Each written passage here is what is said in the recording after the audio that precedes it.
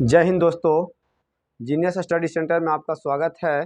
चलिए आज जानते हैं कि भगत सिंह के बारे में जानते हैं। भगत सिंह के जीवन काल किस प्रकार रहा, एक स्वतंत्रता सेनानी किस प्रकार के थे और वह एक जिद्दी व्यक्ति है।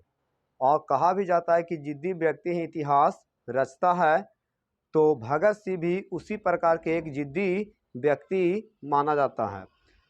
तो उनका एक स्टेटमेंट था, एक शायरी के माध्यम से हम जानते हैं कि भगत सिंह क्या कहे थे। तो भगत सिंह का कहना था कि राख राख का हर एक क्षण जो कण जो होगा, जो मेरी गर्मी से गतिमान है, मैं एक ऐसा पागल हूँ जो जेल भी में आज़ाद हूँ। राख की हर एक कण जो मेरी गर्मी से गतिमान है, मैं एक ऐसा पागल हूँ जो जेल भी आज़ाद है। इनका एक कथन था। तो जानते हैं कि भगत सिंह क्या है।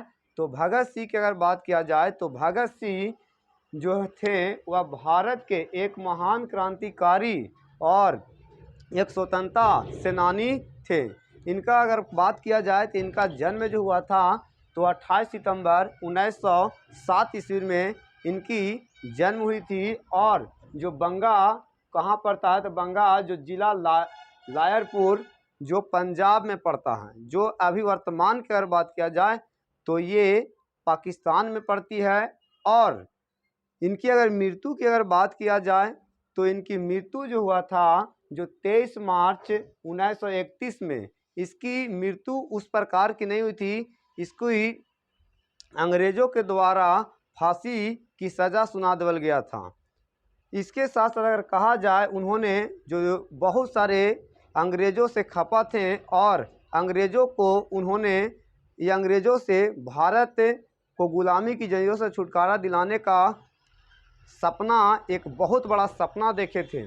और वह सोचते थे कि हम किसी के गुलामी के जंजीर में जीकर हम नहीं रह सकते हैं। ज़िंदगी अगर जीना है तो एक ही दिन जीना है, ये शेर की तरह जीना है, गिद्दड़ की तरह जीवन जीने से कोई फ़ायदा नहीं होती है। तो इसके साथ उन्होंने क्या किया कि अंग्रेज़ों को साथ उन्होंने दिल्ली में एक असेंबली में मीटिंग हो रही थी, उन्होंने पूरे असेंबली को ही उड़ाने का कार्य किया। और उन्हें कहना था कि यहाँ से पूरे अंग्रेज़ों को ही ख़त्म करेंगे। लेकिन एक दुखद की बात है कि वह असेंबली में बम फेंकने के कारण उनको किसी प्रकार जो पता चल जाता है, जो उसको गिरफ्तार करके, और उसके साथ जो थे, जो उनके साथ राजगुरु और सुखदेव को पकड़ा गए और पकड़ने के बाद उसे फांसी पर लटका दी गई। और उनका कहना था कि समाज में किसी प्रकार की अगर बुराइयां हैं तो उन बुराइयों के लिए हमेशा लड़ना चाहिए, संघर्ष करना चाहिए। और उन्होंने 24 साल के उम्र में उन्होंने फांसी पर लटका दिया गया।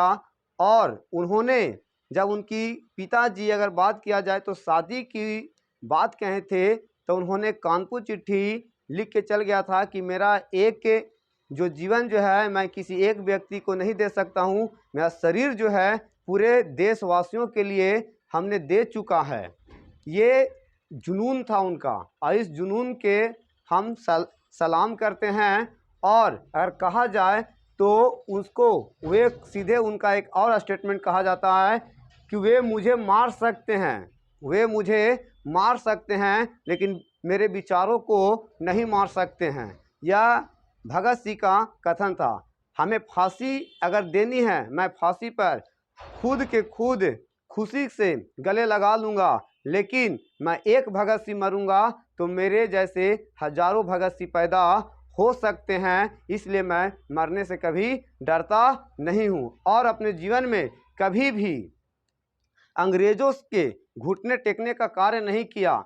और उसके साथ साथ अगर कहा जाए तो जीवन में उन्होंने बहुत सारे लड़ाइयाँ लड़ने का कार्य किया, बहुत सारे समाज की गठन किया। जैसे अगर बात किया जाए तो संगठन में जैसे में नौजवान Bharat, Hindustan socialist Republican association, बहुत सारे उन्होंने पार्टी की स्थापना किया, संगठन का कार्य किया और संगठन को कार्य करने के बाद उन्होंने पूरे अंग्रेज को ही यहाँ से खत्म करने का कार्य करते हैं। ऐसे भी कहा जाता है दोस्तों कि जिद्दी व्यक्ति ही इतिहास रचता है, इसलिए जिद को बड़ा करिए और जिद को इतना बड़ा कीजिए। अगर जिद को अगर बड़ा नहीं करते हैं तो एक दिन अपने आप को इस प्रकार बना दीजिए कि अपने आप इतिहास रच सकते हैं। जय हिंद।